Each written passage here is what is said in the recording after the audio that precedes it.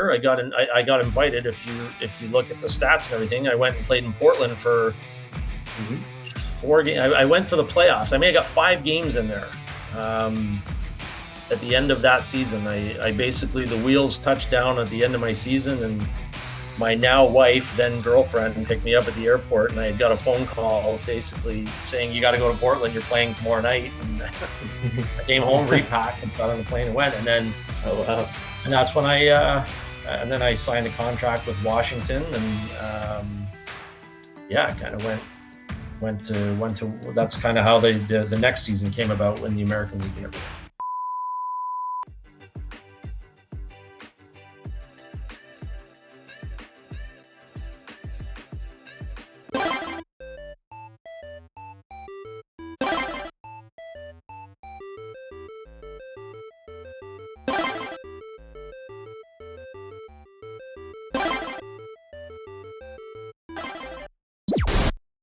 Welcome everybody to the Fourth Liners podcast. We're super excited today. Got an amazing guest. I'm here with Jake, obviously, and we've also got Kayle Short here with us, former professional player, played in the AHL, the ECHL, as well as the English League. What was it called at the time? It was the British Super League. British, is it still Super that? League. I don't think it is. I'm not sure what it's called now, actually. But they joined, a bunch of the 2 leagues joined to make one big one. Awesome. Okay. As well, former OHL player as well, and a Canadian national team player. So there's a lot to cover here with Kayle. A lot of questions. We're just super excited to have you on. First pro we've had on. We've had OHLers, we've had NCAA players, but Kayle's the first player who's gotten a paycheck. So that's really exciting for us. So yeah, I mean, playing in the AHL is one step closer to the NHL. Basically, you can get a call up anytime. So it's gonna be pretty interesting to see that journey too, and kind of like how we're gonna ask questions is probably gonna be like kind of a storyline of your career. But I think there's so much we can go through here, so I'm excited to get started. No, and guys, listen, I just thank you again for having me. I'm super pumped to be on here with you guys. So thank you again. Awesome. Yeah, no, thank you. We'd love to hear how you just got started in hockey. How old were you? Was it a passion straight away? I mean, what were the leagues like back? I'm assuming you played minor hockey in it would be the 80s, right? Yeah, it was Jesus, a long time ago in the 80s. Just like any Canadian kid, and again, going back, like, no computers, no video games at that time. You just you threw your bag in your school bag in the house, and then you were outside. And even back then, like my dad, we had 2 rinks at my school in Oshawa, and a couple of the dads volunteered to flood the ice, and you used to take your skates to school. And, yeah, and you'd be on the ice from the school bell until, at least until your toes didn't thaw or didn't freeze, and you had to thaw them out. But yeah, just a young kid, 3, 4, 5 years old, and like every other kid, hockey was the passion, and you just you went with it. And parents put you in hockey camps and hockey schools and things like that, and I just kind of gradually worked at it. I was never ever like the most talented kid on the team, and I certainly I got cut a number of times, but just kind of stayed at it. And it was for sure my passion when I was a kid, though. That's awesome. I even experienced that myself. Even like I didn't play any of the hockey compared to what you played, but even playing, like, I played rep just in the lower leagues.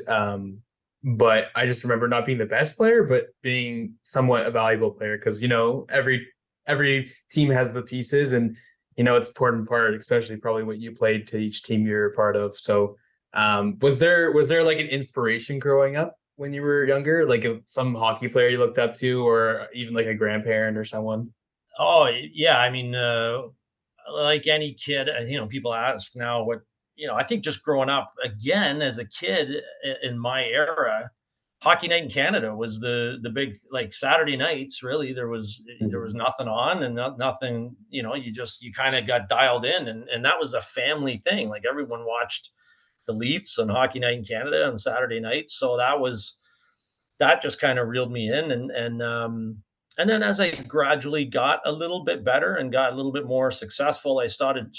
You look up to the guys that were a couple years older than you, and they started to the talk of scouts and things like that started coming along, and then they were getting drafted into the OHL, and then all of a sudden when I started making the AAA team, and I was always a late bloomer. I was never, I was a late developer, late bloomer with pretty much my entire career. But when you started getting hey, there's scouts coming to watch you, and that fueled the passion even more.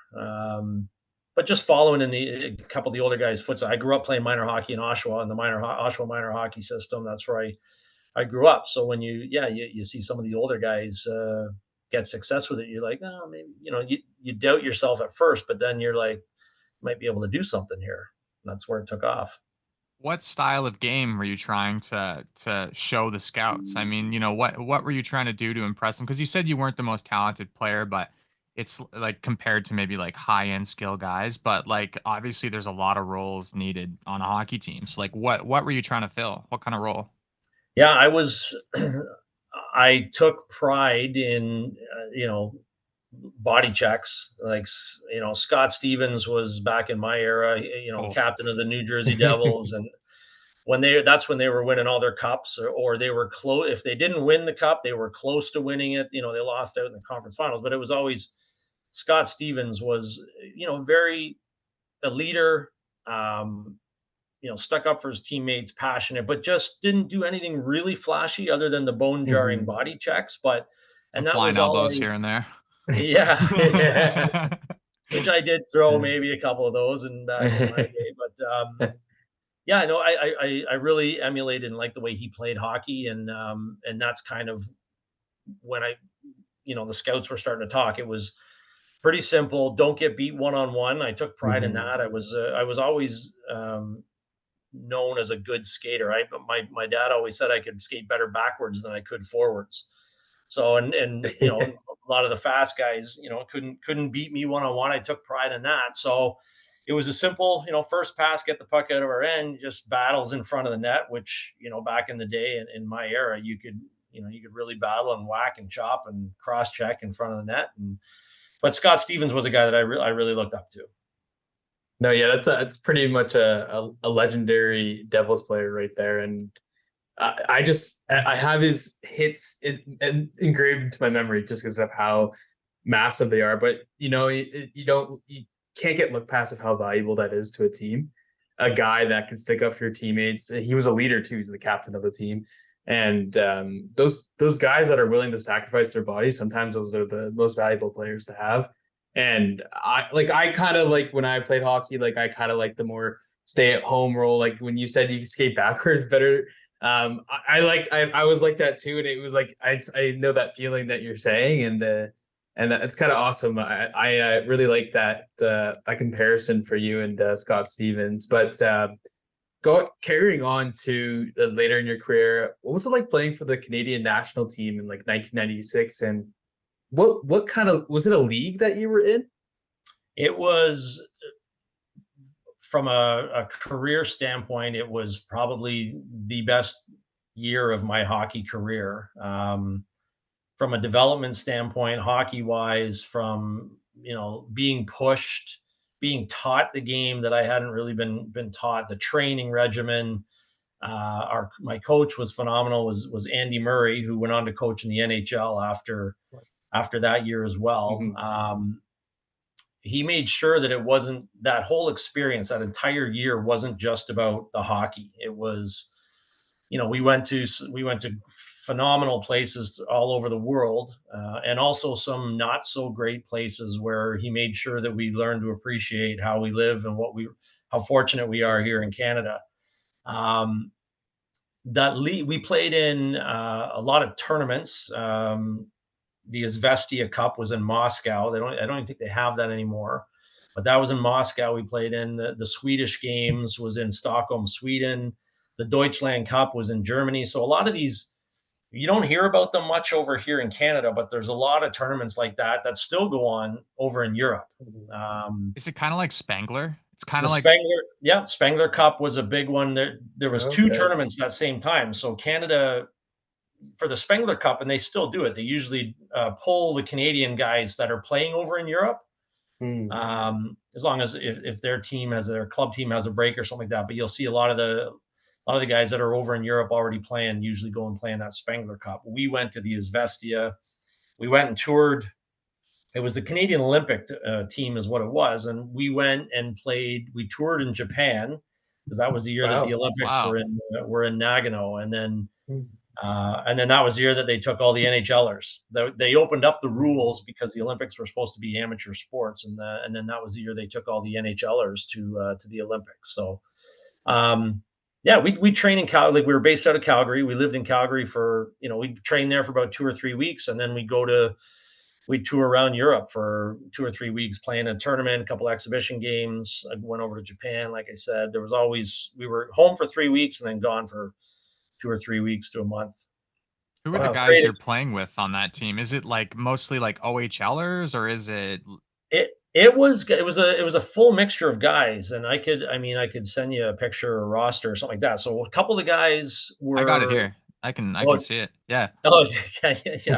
So Dean Evison was our captain. He's the coach of the Minnesota Wild now. Oh wow. Yeah. So That's awesome. Captain. Yeah, he'd be in the middle row. So it was Mike Stewart was a first rounder to the New York Rangers.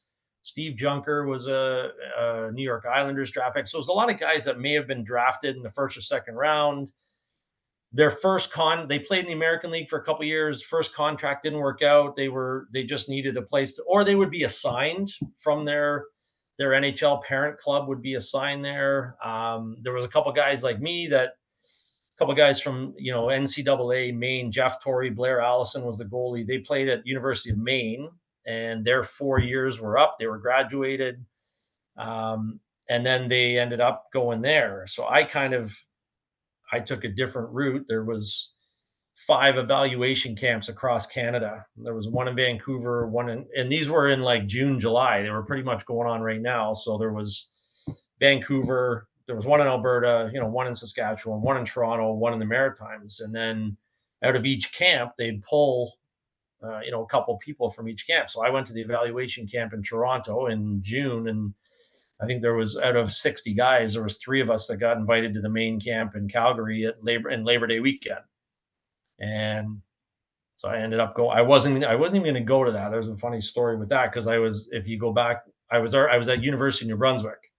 Yeah, and I had a good year there, and I got invited. The Canadian national team approached me and said, "Will you come to this evaluation camp?" And I wasn't going to go. I thought, no, I'm going to go get a degree, and it was my dad and my coach at UNB at the time, Danny Grant, who played in the NHL, and he's since passed away, unfortunately. But they convinced me. They're like, "You have everything to gain and nothing to lose. Like, why would you not go to this camp and just see what happens?" So I went to the evaluation camp, and then, like I said, I got invited to the main camp in Calgary on Labor Day. But the problem with that was I was supposed to be at school. I was supposed to be starting that. My semester had started at school. I ended up having a good camp in Calgary, and then they wanted to keep me and take me on the first trip. So then it was into October, and then I hadn't officially signed yet. And then I came back, and then they wanted to keep me till Christmas. And then I ended up staying the entire year. I just kept, again, one of those, I didn't take my foot off the gas. I just kept working and going like balls out, for lack of a better term, and as hard as I could. And just, and I think that's what helped me. It was a life-changing year on so many levels, just from the group of guys. We went to concentration camps, and we were in Poland. Wow. We went to Auschwitz, and that was just, I tell this story all the time. We were, 20, 22 guys playing in this dream team, having the best year of our lives. And we played in Poland. We had a hockey game in Poland, and then we went to Auschwitz, and we went to this concentration camp. And there was 20 punk ass young 20-year-old kids playing hockey, thinking we had the world by the balls. And then we went into this and came out forever changed men. Like, it was just a life-changing experience. You could have heard we had about a 3-hour bus ride after that, touring that concentration camp. You could have heard a pin drop. Everyone was just trying to digest the magnitude of what we just witnessed and experienced and learned. But that was the coach making sure that it wasn't all about hockey. He was like, hey, this is history. You guys got to learn this. And I'm forever grateful for that experience. That sounds incredible. Like Yeah. getting to play hockey around the world and at the same time learning, so much about what happened in those parts of the world, right? Like that's what a Yeah. combination, you know? Mhm. Yeah. Yeah. And back, I mean, not so many people, but even back then, that was the mid 90s. I was processing the fact that there were still people alive that lived, that had memories of that horrific Yeah. place. Like it was, it just life changing. But, And and then, PTSD from that. oh, just Yeah. incredible. But then again, that year, it was the year that, I mean, at the end of that year, I got invited. If you look at the stats and everything, I went and played in Portland for Mhm. 4 games. I went for the playoffs. I mean, I got 5 games in there. Um, at the end of that season, I basically, the wheels touched down at the end of my season, and my now wife, then girlfriend, picked me up at the airport, and I got a phone call basically saying, "You got to go to Portland. You're playing tomorrow night." And I came home, repacked, and got on the plane and went. Oh, wow. And that's when and then I signed a contract with Washington, and yeah, kind of went to. That's kind of how the next season came about in the American League and everything. So what was that like signing a pro contract with Washington? How did that feel? Like that must have felt pretty good, like peak of your career. Like like it looks like a very good career about to be started here. And like that must have felt like I can't even imagine signing an NHL contract. It's always that every Canadian kid's dream to sign an NHL contract. Um, that's pretty cool that Washington gave you. But how was the negotiations with that? Was there any cool things added to your contract, or anything you decided to purchase after your contract that you Little could side share? No, gigs. it was yeah. I think the one, I think, disbelief. Like I probably one of my knocks against me the whole time was I never truly believed that. I was like, what? Like they want to sign me? Like this is really happening? Like is this for real? And even the Team Canada thing, like to pull that jersey over your head and internationally and represent your country was, I had to be pinched multiple times just because I couldn't believe it. But that was after a 4-year OHL career as well. And Jacob, I'll get to that, the answer to that question. But I had attended 2 other NHL camps before that. I went to Buffalo's camp, was my very first camp in 92, I think, or something. I attended the Buffalo Sabres camp as an invite.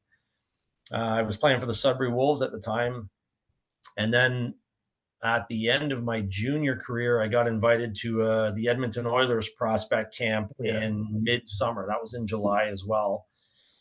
But there was just never, that kind of fizzled out. I went and played my overage year of junior. And then again, going back to the late bloomer, late developer, that's how I ended up at university. But then again, had a good year and never, the passion for hockey was always there, but it was more of the disbelief and the not believing in yourself. But then to answer your question, when I had a good, I mean, I was flying at the end of that Team Canada year. I went down to Portland. They invited me to go down. I played really well in the playoffs, and then that were like, they decided, I had an agent at the time, and they're like, yeah, they want to sign you. Like Washington wants to sign you, and just disbelief and everything. You're like, holy shit, where do I sign? Give me a pen before they change their mind. Like, give me a pen Yeah. and let me sign something. Like, and it wasn't much. It was just to be, to be property of them and to get me, okay, I now know I'm going to Washington and on Labor Day week, and then that's when they start sending you the program, and Washington Capitals start contacting you, and they're like, "Yeah, listen, we got, we're really happy with you, and we got plans for you and all this stuff." And then the training kicks in, and training for me was never a problem. I was always a hard worker. I never balked at training, never balked at missing a workout or anything like that. So yeah, I ended up going to Washington that I guess that fall, and had a good camp there. But it's no different than, there was nine NHL players under contract, so you kind of know. I'm like, okay, well, I'm not cracking this lineup right now. I know I'm going to go to Portland and start in Portland, which was fine. Again, if anyone had told me that I'd be playing in the American Hockey League, I wouldn't have even believed that at some point. But it's a tough league. It's a great league, I think, especially for developing young players. It's a great league. Yeah, no, for sure. There was really good hockey players. I was fortunate enough to play with some great guys who I was able to watch go on and play for the Capitals and that. So yeah, I loved it. It was a great league, a lot of fun, good cities, good towns. Again, getting to see parts of the United States now from it's a lot of bus rides and things like that. But it was great. I loved it. Like I couldn't believe someone was paying me money to play a game that I loved. That's awesome. We checked out the roster, Nolan Baumgartner. You had Andrew Burnett, who had an amazing career. Yeah. Jan Bulis. Another coach, Andrew Burnett. Just got hired in Nashville, right? Yeah. And our coach, Bruno's coach of mine was Barry Trotz, and he's now the GM of Nashville. That's the connection. Oh, wow. So it's the funny, like no one, unless like I played with them, but no one knows that history, right? So they used to be a coach player way back in Portland. That's crazy. Barry Trotz. Yeah. Wow. Going back to the OHL, I mean, we've talked to like former OHLers before, and you were on the same path as our last guest, and he basically was saying the same thing. You play your OHL career, and then generally you think you're going to play some university hockey and get your degree, because the OHL, I believe, covers some of that, right? Yep. Yeah. I got 4 years in my OHL contract. I got 4 years of university paid for. That's fantastic. It's pretty nice. Yeah. So, yeah. But yeah, we weren't aware of that beforehand. We didn't know that was an actual thing. So that's because I've always wondered, like, what do they do afterwards, right? Like if nothing comes from the OHL or they don't go anywhere. And I like that. That makes so much more sense. Yeah. It was good. Fortunately for myself, when I got drafted Hamilton way back when, and the first pick, Jeff Best, Sean Brown, and myself all had the same agent. So they all three of us got, which was kind of unheard of at the time, that even me as a third rounder was able to get 4 years of school paid for. But because we all had the same agent, I think he said, listen, so all three of us got 4 years of school paid for. That's cool. Awesome. You played for Hamilton. I'm from Burlington, so that's pretty cool. Yeah. Yeah. But yeah, so the Canadian national team, obviously, you think you're doing, you're just going to get your degree, and then you just kind of get catapulted into the pro career because you had such a great experience in the Canadian national team. And then you had the 2 years in Portland. And then you go to the ECHL. So describe what happened with that transition. I know you had a professional contract with the Capitals, but, did something change, or was Hampton their affiliate, or was it? Yeah, Hampton was the farm team of Portland. Okay. So just like stuff happening, trades, contracts, that's kind of the American Hockey League. You've just got people coming and going, and I mean, I've got a funny story. Like I got called up and sent down between Portland and the East Coast League that same year. But there was one time I got sent down from Portland, and my equipment manager was at the airport in Norfolk, because Hampton Roads is Virginia Beach, Norfolk. So that's where I think the Norfolk Admirals are there now in the American League. Back then it was the East Coast League. But I got sent down, and while I was in the air flying from Portland to Hampton Roads, they called me back up because someone from Washington needed a defenseman. So they called someone up from Portland. So basically, I grabbed my bags at arrivals in Norfolk, got handed a plane ticket, went back through departures, got on a plane, and flew right back. I was there for about half an hour, and I flew there, grabbed my bag, went around to departures, and flew back. That's how crazy it was. But again, I loved it. I wouldn't change anything. But I ended up, stuff was happening. I got sent down to the East Coast League. Was disappointed for sure at first, and then I got down, and then I started, like, our condo was on Virginia Beach. I ended up staying there for probably longer than I'd wanted, but I ended up getting closer with that team. I don't know if you did your research or not, but John Brophy was my coach, and I don't know if you guys might be too young to know John Brophy, but if you Google that name when we are done here and go on YouTube, and check John Brophy. I might be too young. Bryce might not be, but I might be too young. What is that supposed to mean, man? I'm not. I'm young. I'm young. Well, he coached. He's if you've seen the movie Slapshot, the movie Slapshot was made after John Brophy. Oh, okay. So wow. Okay, that's there's awesome. so many stories. I mean, I could go on and on. And the man was legendary. He was crazy, but absolutely legendary. And I loved him. He liked me because of the game that I played. And we ended up going on to win the championship. So Portland got beat out. My teammates up there, my truck was still in Portland. Everyone went home. So they threw all of my belongings in my truck, and basically it was parked in my apartment complex, and everyone had left to go home for the summer because we were still playing longer in Hampton Roads because we went deeper and deeper and deeper into the playoffs. So I ended up having a pretty bad injury on my face. I had to have surgery on my face. So anyways, I was out for a bit during the playoffs there in Hampton Roads. So I flew up, grabbed my truck, drove it home from Portland, Maine, and then they flew me back down for the last round of the playoffs. But the stories. But you have to you got to do some research on Brophy because he's legendary. Absolutely. No, we definitely will. Yeah, I need to watch Slapshot again too to understand it a little more. Yeah, I love that movie. But talking about the ECHL, like you did win that year. Tell us how that was like. What's that league like? Yeah, how was the playoffs too? Like, because you know how NHL playoffs is different from regular season hockey. Is it even more like tougher, kind of enforcer like, or is it kind of more faster?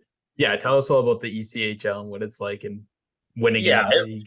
It was tough. Like and there was not that when I was going to university and then the Team Canada thing happened, it was more of like, I don't want to go down and get, I don't want to play in the East Coast League. And it's changed a lot now. Like it's even better hockey now. Like there's some good, really good hockey players there now. And the game has evolved and changed so much from when I was playing. But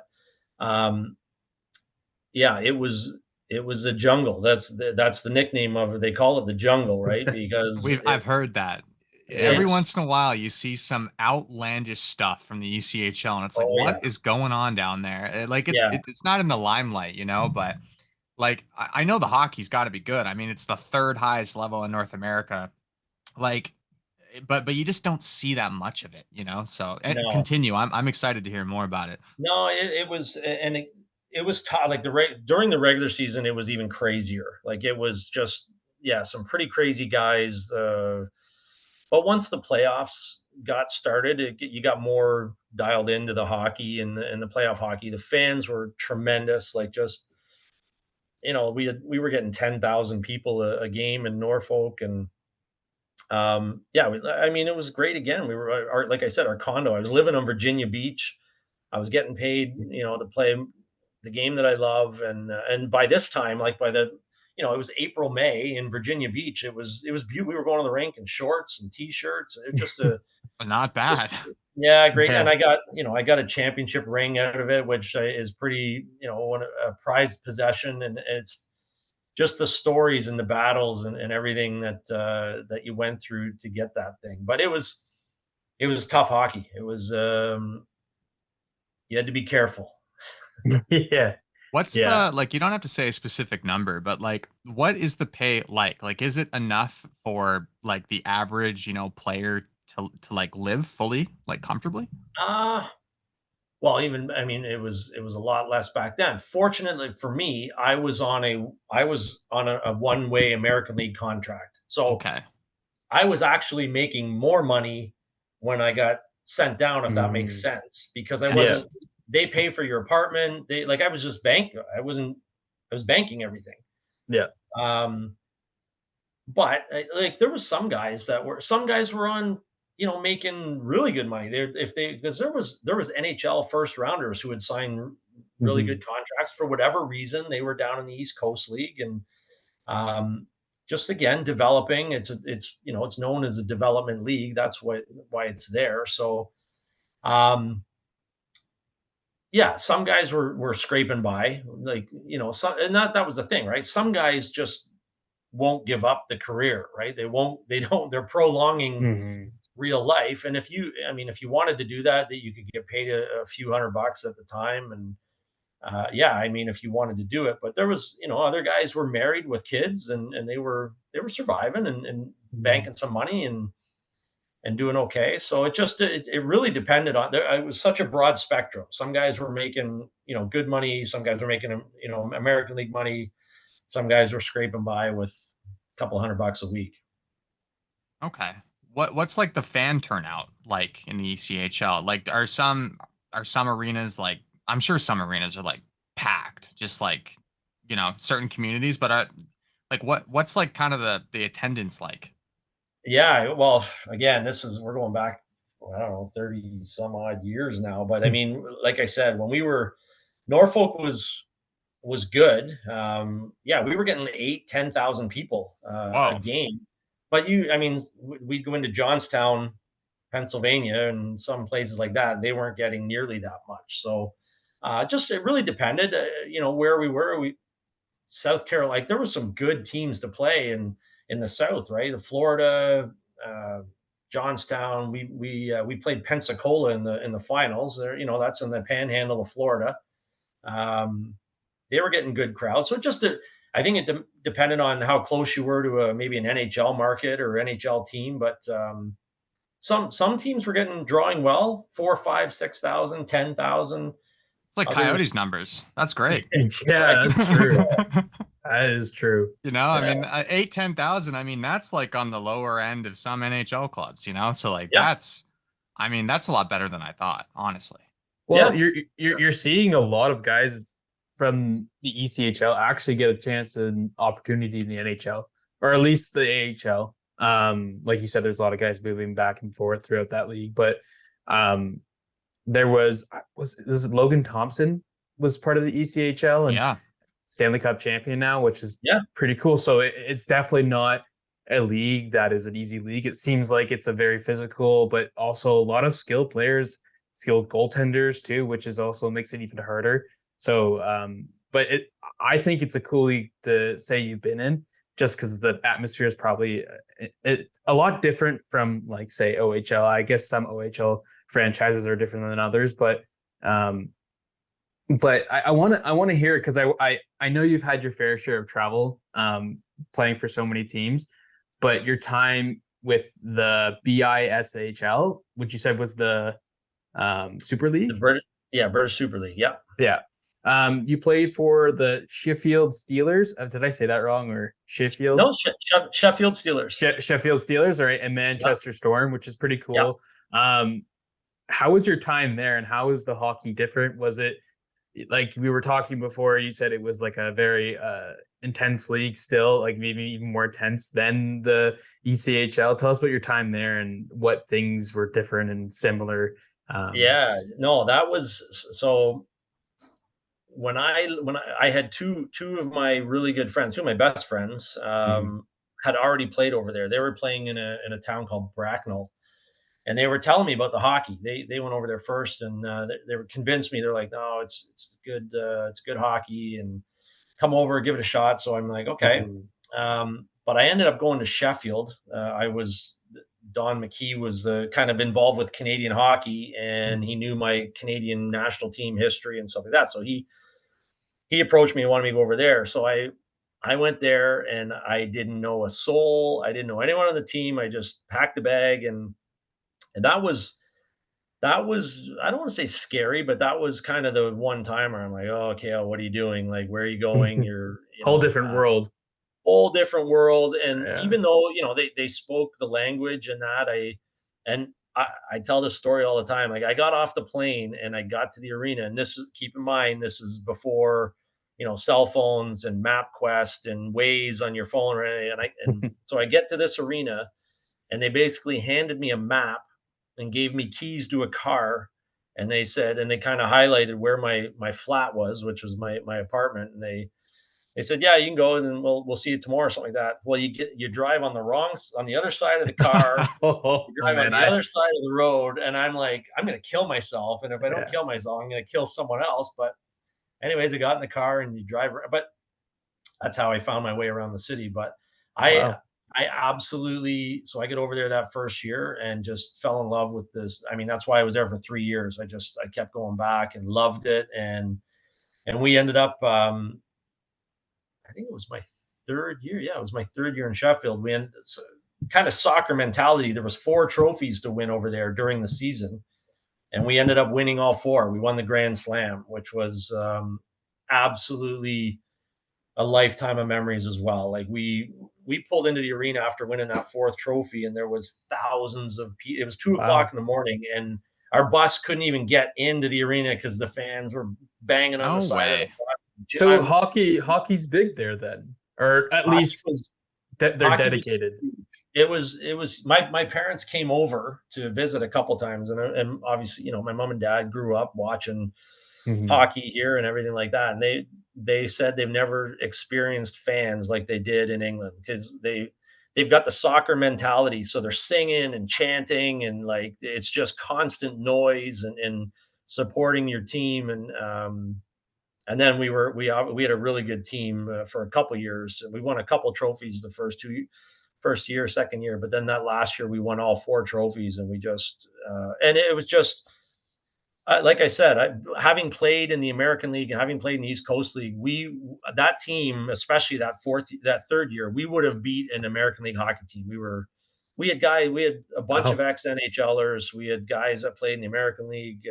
We were a powerhouse team, and really good hockey. Like every team was good. Belfast had just gotten a team, and I don't know if you guys are aware of the religious history of Yeah, Belfast, I am. but Yeah. it was the first professional team in Ireland that both the Catholics and Protestants could be in the same building and support that team. They made sure that their uniforms didn't have any green for the Celtic or blue for the Rangers or anything like that. Wow. They were all neutral colors, and it was the first pro sport, and they were getting like 12,000 people a game. It was they were Wow. like NHLers in Belfast. They had billboards throughout the city, and these guys couldn't walk through the streets without being recognized. It was that big over there.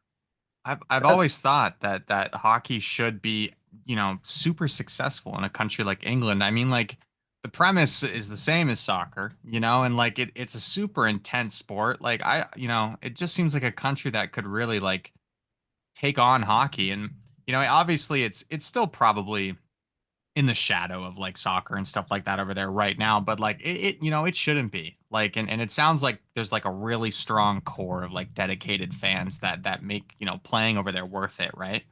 Yeah, oh, for sure. It's 100%. It's soccer is still the big sport there, but it's hockey is snowballing. It's getting bigger, and the fans there are so, the brawls and anytime there was a fight or something in hockey, they would lose their mind. Like they loved it, right? So, and Yeah. again, I'll show you guys. I'll send you the link, or if you guys search it up, the event, Sheffield and Nottingham are about 45 minutes apart, and we had such a rivalry. If you go Nottingham Panthers, Sheffield Steelers brawl, you'll Were you see in it. it?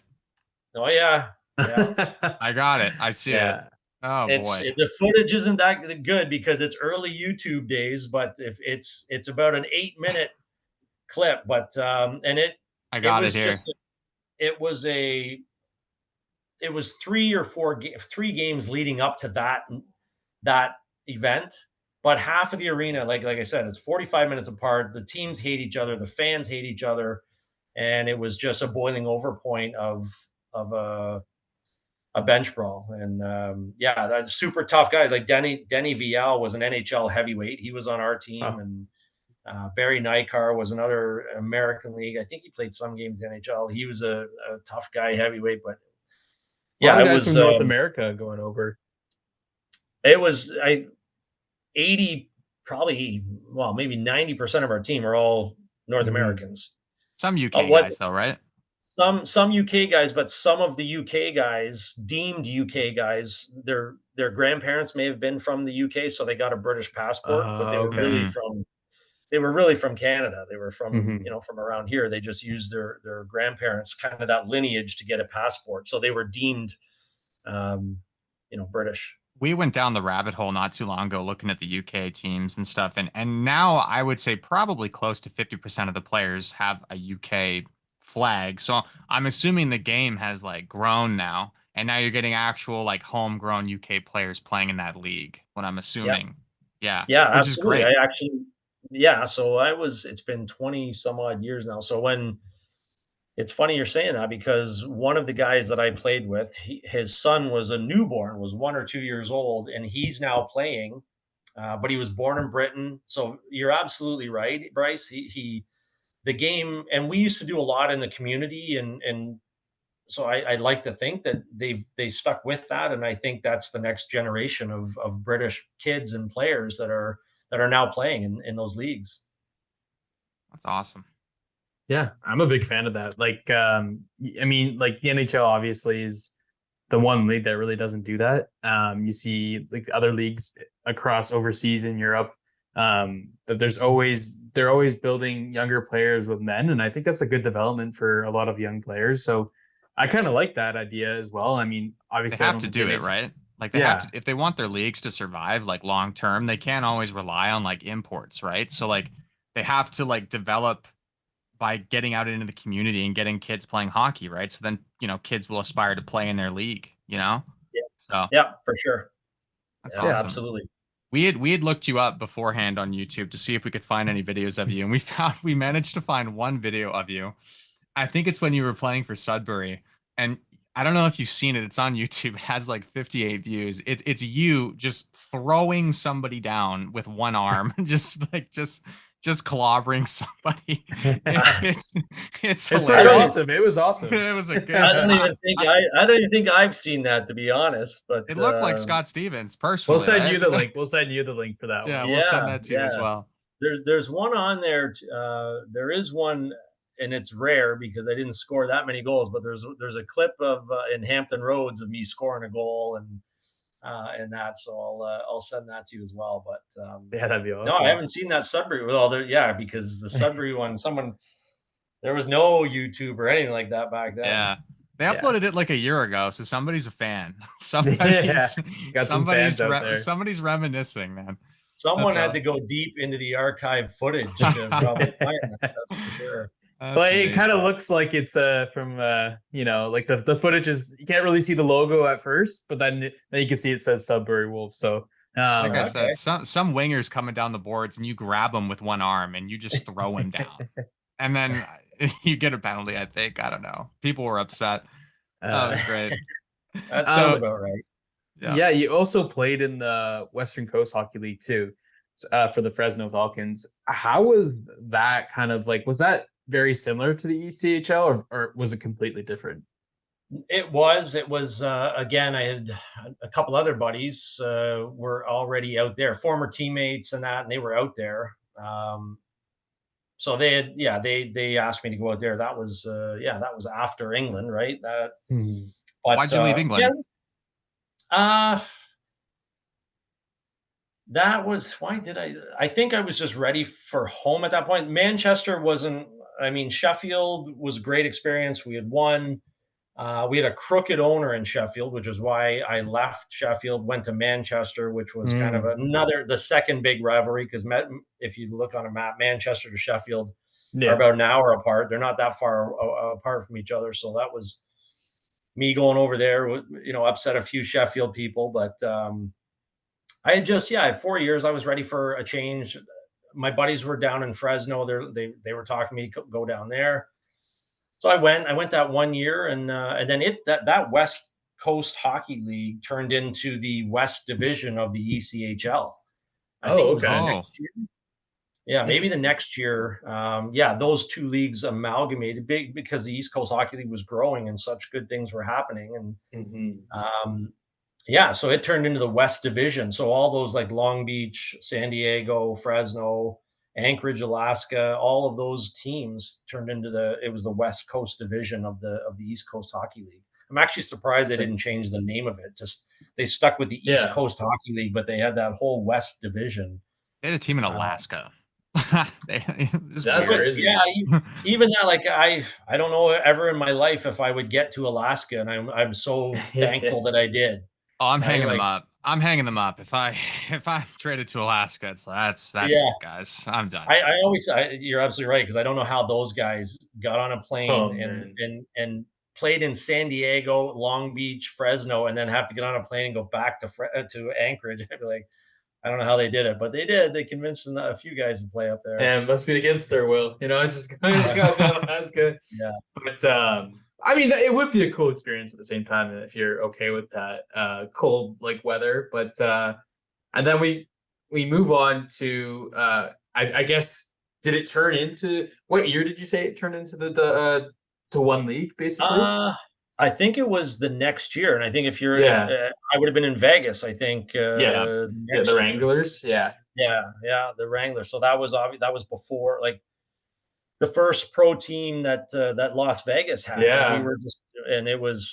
I mean, that's a whole other. I was getting paid to play hockey in Vegas, and that was crazy.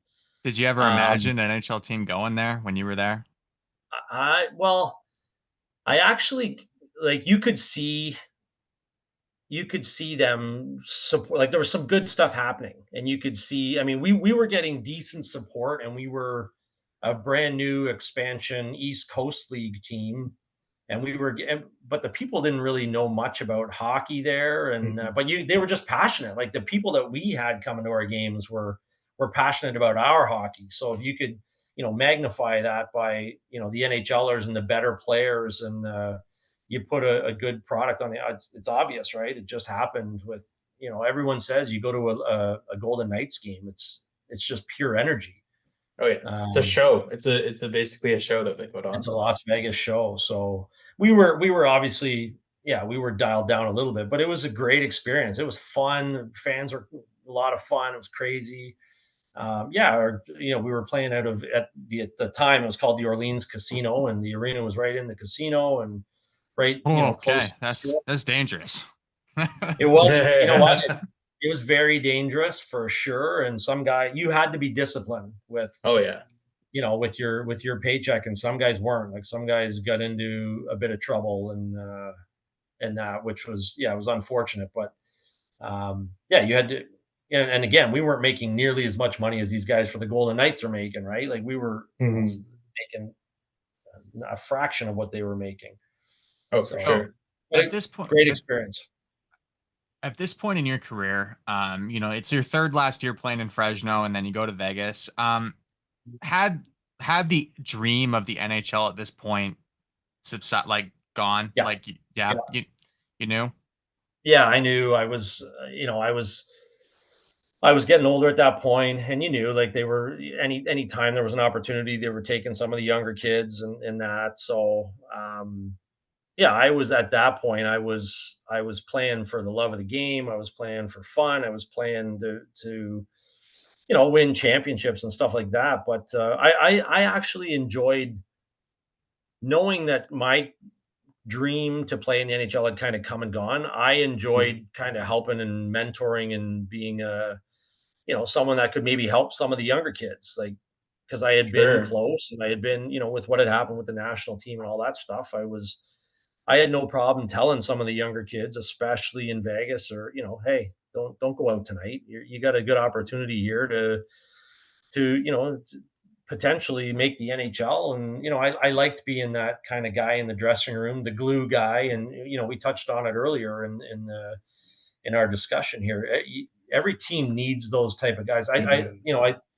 Alec Martinez is a guy for Vegas right now that kind of Oh sticks out yeah. to me. He's quiet. He gets the job done. Mhm. If you think back to, he'd be another guy that I would, on today's teams, that I would kind of think that I would kind of be like, you don't really notice him, but he gets the job done. A Yeah. guy that you absolutely need in the dressing room. That's who I emulate. Oh, for sure. Like, he was like that in LA. Like, he's always a guy you can kind of depend on to do his job and Yep. do what he needs to do. And but yeah, Scored a big that's goal. Scored a big goal. yeah, he did score a Huge. big goal in his career. Yeah. And Yeah. winning a Stanley Huge Cup, which goal. is the biggest you can score. Was it when you went to England or after, where you kind of, or Britain, the UK, sorry, but where you kind of decided where the dream of the NHL is kind of dying down? What, like, I where, think it at was what point? I think going over to England, you're like, okay, that's kind of closing a chapter, and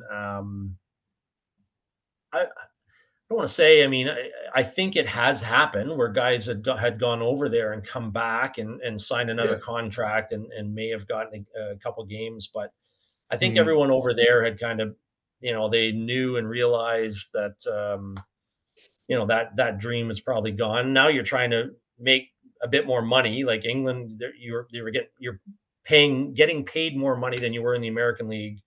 Okay. The dollar, like the British pound to the dollar, was really good. Mhm.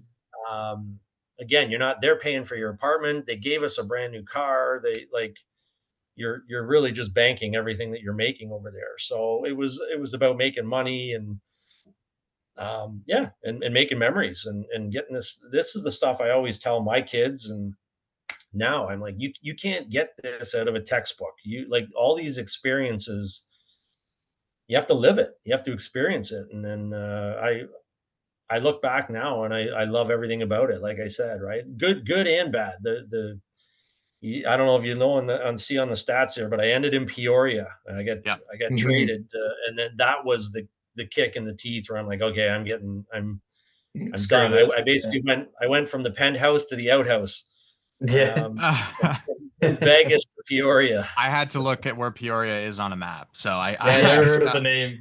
I mean, I know there's a Peoria in Arizona, and I was like, you play in Arizona? And then I was like, oh, Illinois. Okay.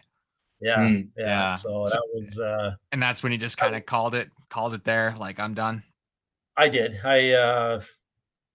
Yeah. I mean, I tell everyone you could keep playing if if your Mhm. body's holding up and you're half decent, you can play anywhere for, Yeah. someone will pay a little bit of money to go play. But I got thinking, I'm like, okay, Kayle, you're just prolonging the inevitable and you got to get your foot in the door with real life here. And, yeah, I had thought about maybe coaching and Mm. doing that. I had a couple options and offers to do that with like how I got to Vegas was my former teammate. He was a former teammate of mine in Fresno, Glenn Gulletson. He Yeah. coached in Vegas, and then he was the head coach in Calgary. He was head coach in Dallas, head coach in Calgary. Now he's the assistant coach for the Edmonton Oilers. Oh, wow. But Okay. so a lot of my like even Nolan Baumgartner, Bryce, he was the assistant coach for Vancouver up until him like Travis Green and all those guys got fired. Like Mhm. I'm a a Canucks lot of my fan. yeah. Unfortunately, yeah. You got to stick with them through the bad times there too, don't you? As I have, yeah. And these They, guys too. These guys, the Leafs too. yeah, yeah. I saw your hat there earlier, Jake. Yeah, I Yeah, see that. yeah. You You got Well, to guys, are stick you? speaking of, through the rebuilding periods because they'll come around for sure. oh, for sure. Yeah, speaking of that, like, I guessing your favorite NHL team is the Leafs. I mean, it's pretty much our home team, or is it? I mean, I could be wrong. People always ask me that. Like I think, I mean, growing up, obviously, I grew up watching the Leafs. I always have a soft spot for Washington because they took a chance on me, and so when they won the cup a couple years ago, I was pretty happy. And Barry Trotz was there Oh for the yeah. longest time before he went to the. Yep. So I always, he was very good to me as well. So I kind of have an allegiance to him. So I kind of because I still have people that I know involved in the Mhm. game. I wouldn't say I have one particular team. Yeah, like Trotzy and Bruno are now in Nashville. So now I'm like I want Nashville to do well because of those Yeah. guys. But do I want to see? Would I love to see the Leafs finally win the Okay. cup and lift the curse and that? But like everyone's so passionate about the Leafs, and but when I see stuff that like when that Matthew Nyes got throat slammed this year in the playoffs and no one did anything, you're like they're Mhm. done. They Oh are like yeah. Yep. and Marner was getting punched in the face by Kachuk, and you're like, how is nobody doing anything? And that made I'm like, is that the old school in me that no one would have ever let that happen? I think Um, we talk about that all the time on the podcast, how the Leafs never stick up for anyone, but you see it on other teams. So I don't know what they're not getting the right guys. Hopefully, the new ones that they got kind of well, do that. I think they have, and I think that's because you got Shane Doan in there now. That he's got he's tough, right? He's got that leadership mentality, and he'd be like, there's no way that you can do like Florida with Gouda. I know we're getting off track here, and I could talk hockey all day long, but good. No, we love it. We love it. Yeah, but Florida, once they saw that, when you got Gudas and Tkachuk and Bennett and all these guys, Bennett was the one who throat slammed Matthew Nyes, and no one did anything. And just said, I'm like, they're done. Like, and Florida was team tough.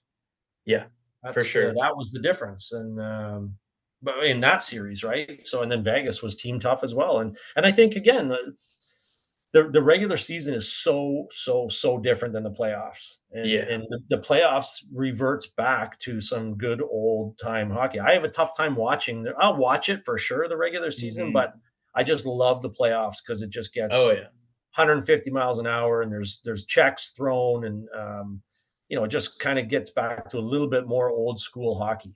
Mm-hmm. Oh, it's a different type of hockey for sure. Like some regular season games are so boring. I mean, it also depends who they're playing, but the playoffs, I swear, I don't even just watch just the Leafs. I watch a bunch of teams because I watch everybody.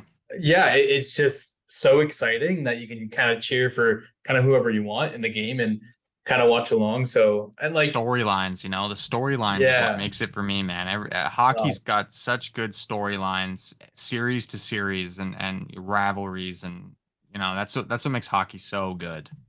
I couldn't agree more. And just warriors, like that's when you hear what the injury list of some of these guys once the cup is over, when you hear about Ekblad and what he was playing through, and separated shoulder in the Boston series, and Tkachuk, and these guys are just no other sport. These guys they don't put their lives on the line like hockey players do. I love it, and I'm the same. My wife and kids know that, like, from April to June, every night I'm tuning into a hockey game. So I love it. Do you still do you tune into like other leagues that you used to be in, or do you just watch the NHL? A little bit. I mean, I don't know why. I still kind of follow the Steelers every now and then over in Sheffield, and just kind of see how they're doing. But have you been back for a game since you left? I haven't, but I've been asked to go back, and I would love to go. I would love to go, and I would love to take my kids and my wife. Like, I'd love for them to come and see where I spent 3 years of my life, and just, I know we'd get a warm welcome over there, and I would love to take them to experience that. Do you think they'd bring you out onto the ice and give you a little? They told me the guy who they said they would, like, I'd be dropping a puck or something like that. That'd be pretty awesome. Oh, go. You got it. That's an awesome moment right there.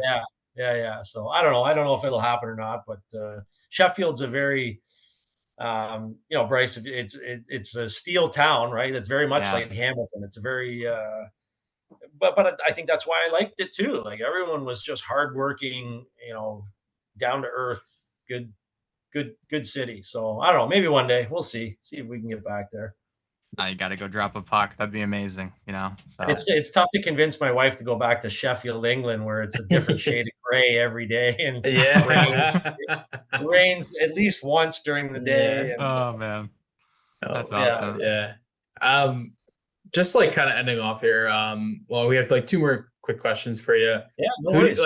Who do you think has a good chance of winning the Stanley Cup this upcoming season? I know, like, there's been a lot of off-season moves for a lot of teams, but there's obviously a lot of contenders. But who do you think has the best chances? Yeah, wow, I haven't even, like, I love following the moves. I love following the free agent signings.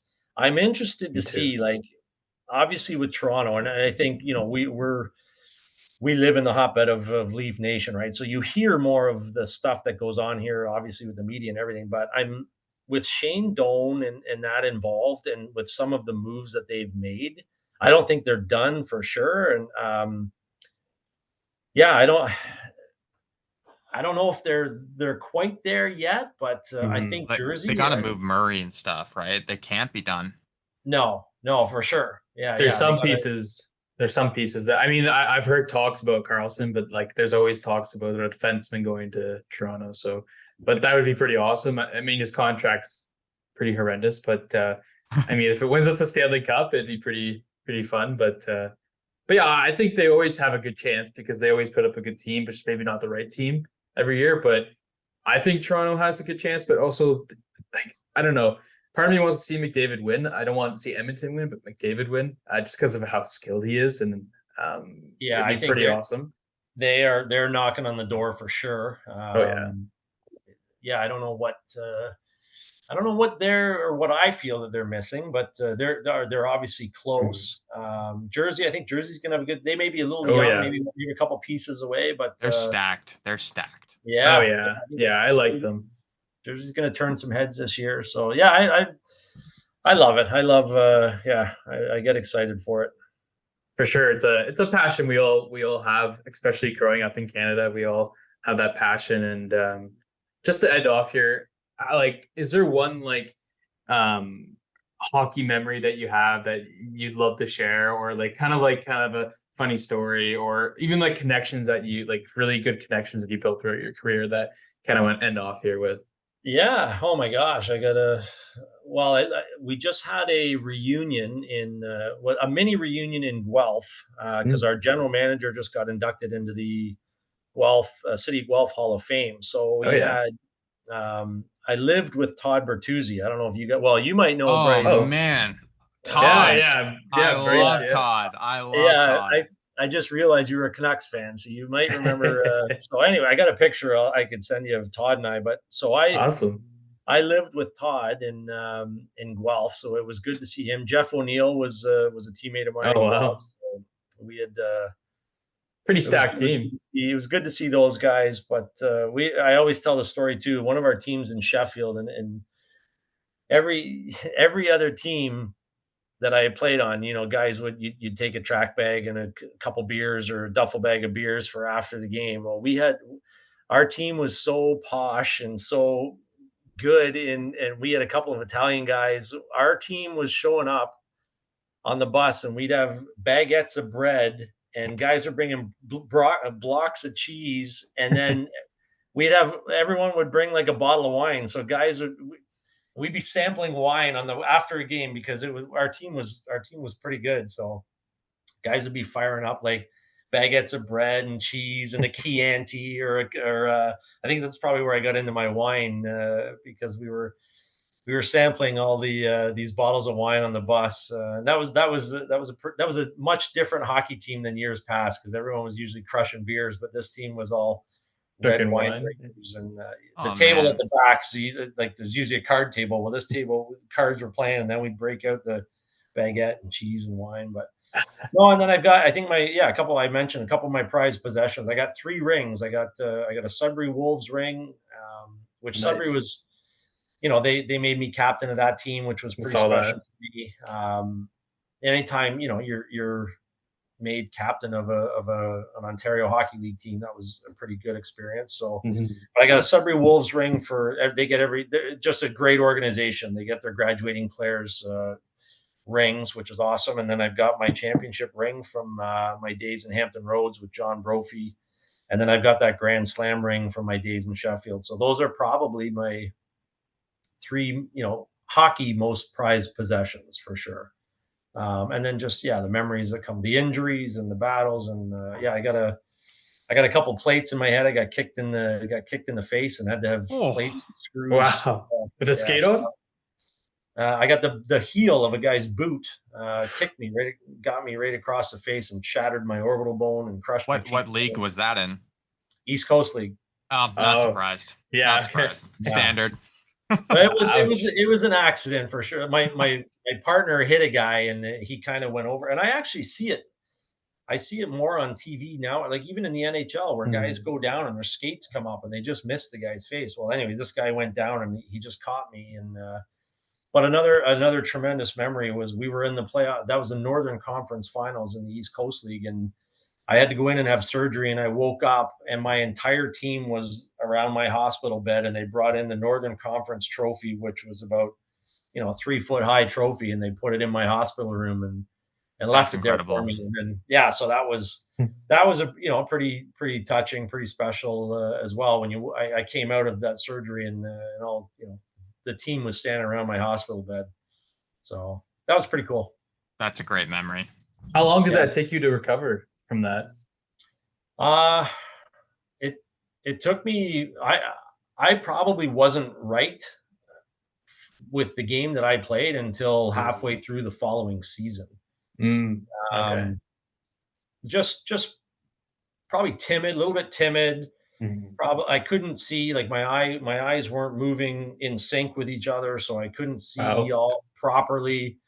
And then you gradually, and then I didn't fight often, but I did fight. And then you're trying to protect that and not get hit on that eye. So turning the other way. But yeah, that affected me for, I would say, probably a good 6 months. Oh, wow. Not surprised. Brutal. That's crazy. Well, yeah, that's some awesome stories right there to have 3 rings as well, which is pretty awesome. Even you could share a story about getting injured as well. I guess it's a memory that you always have forever of that happening to you in the ECHL. But we really appreciate you coming on the podcast today. I really enjoyed learning about your career. Yeah, you didn't make it to the NHL, but you've had such an impressive and interesting career. Like, we have never really talked to someone that played in the British League, East Coast League, AHL, which is awesome to us because we like to learn more about the game and people's stories, which you had a great one. And it is kind of a small world how we got connected with each other. I know Patty said that you're friends with Rob Pearson, and we actually had Jamie, his nephew, on the podcast because I'm good friends with him. So and his son, I've hung out with his son before too. So, and it's just a small world, and it's great how in the hockey world can connect with each other. It's just a good community to have, really. Well, we'll get we'll get Rob on here with you guys. And awesome. We'll love to hear stories. That's cool. Well, again, we really appreciate it. Learning about the British League was my favorite part. I just think that's such a cool league and deserves more praise, I guess, by the sounds of it. So yeah, I think and I think it's only gotten better since I've gone over there, and I agree. I think the development of the players, I think it's really good hockey. It's a good league. For sure. Well, Jake, did you want to end it off then? Or